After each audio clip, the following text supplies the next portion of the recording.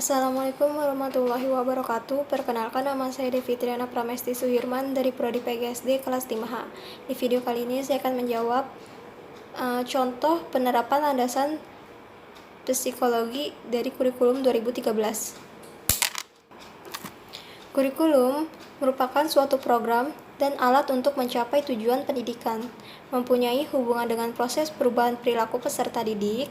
Dalam hal ini, kurikulum merupakan suatu program pendidik yang berfungsi sebagai alat untuk mengubah perilaku peserta didik ke arah yang diharapkan oleh pendidikan. Oleh sebab itu, proses pengembangan kurikulum perlu memperhatikan asumsi-asumsi yang bersumber dalam bidang kajian psikologi.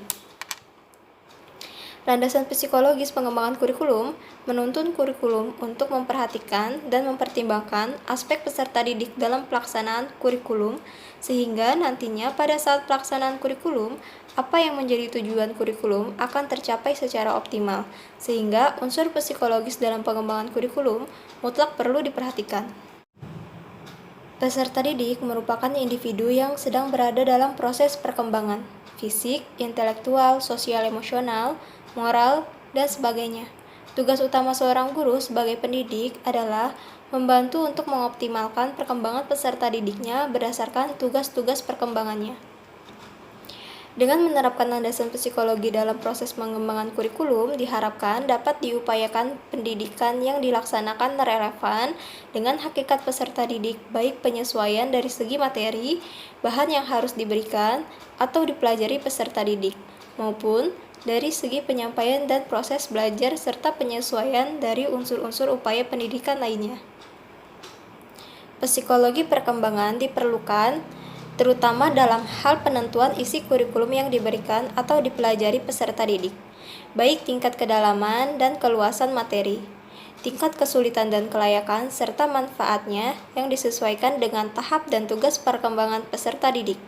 Psikologi belajar memberikan sumbangan terhadap pengembangan kurikulum, terutama berkenaan dengan bagaimana kurikulum itu diberikan kepada peserta didik dan bagaimana peserta didik harus mempelajarinya, berarti berkenaan dengan strategi pelaksanaan kurikulum.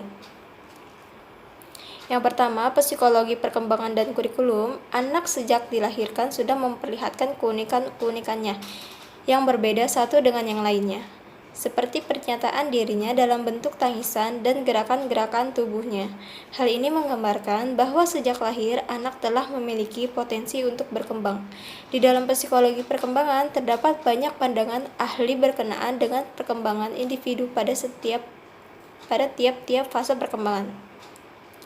Pandangan tentang anak sebagai makhluk yang unik sangat berpengaruh terhadap pengembangan kurikulum pendidikan. Setiap anak merupakan pribadi tersendiri, memiliki perbedaan di samping persamaannya. Implikasi dari hal tersebut terdapat pengembangan kurikulum, antara lain: yang pertama, tiap anak diberi kesempatan untuk berkembang sesuai dengan bakat, minat, dan kebutuhannya. Yang kedua, di samping disediakan pembelajaran yang bersifat umum atau program inti yang harus dipelajari peserta didik di sekolah, disediakan pula pembelajaran pilihan sesuai minat dan bakat anak. Yang ketiga, kurikulum selain menyediakan bahan ajar yang bersifat kejuruan, juga menyediakan bahan ajar yang bersifat akademik. Yang keempat, kurikulum memuat tujuan yang mengandung pengetahuan, nilai atau sikap, dan keterampilan yang menggambarkan keseluruhan pribadi yang utuh, lahir dan batin. Lalu, implikasi lain dari pengetahuan tentang anak sebagai peserta didik terhadap proses pembelajaran atau aktual kurikulum dapat diuraikan, yaitu: yang pertama, tujuan pembelajaran yang dirumuskan secara operasional selalu berpusat pada perubahan tingkah laku anak didik. Yang kedua, bahan atau materi pembelajaran yang diberikan harus sesuai dengan kebutuhan, minat, dan perhatian anak. Bahan tersebut mudah diterima anak-anak biasanya. Yang ketiga, strategi pembelajaran yang digunakan harus sesuai dengan tahap perkembangan anak. Yang keempat, media yang digunakan selalu menarik perhatian dan minat anak didik. Yang kelima, sistem evaluasi berpadu dalam satu kesatuan dan menyeluruh dan berkesinambungan dari satu tahap ke tahap berikutnya dan dilaksanakan secara terus-menerus. Yang kedua, psikologi belajar dan kurikulum. Psikologi dapat diartikan sebagai suatu ilmu yang mempelajari tingkah laku manusia dalam berhubungan dengan lingkungan. Psikologi merupakan suatu ilmu yang berkaitan dengan proses mental baik normal maupun abnormal dan pengaruhnya pada perilaku, ilmu pengetahuan dengan gejala dan kegiatan jiwa. Sekian jawaban dari saya, kurang lebihnya mohon maaf. Wassalamualaikum warahmatullahi wabarakatuh.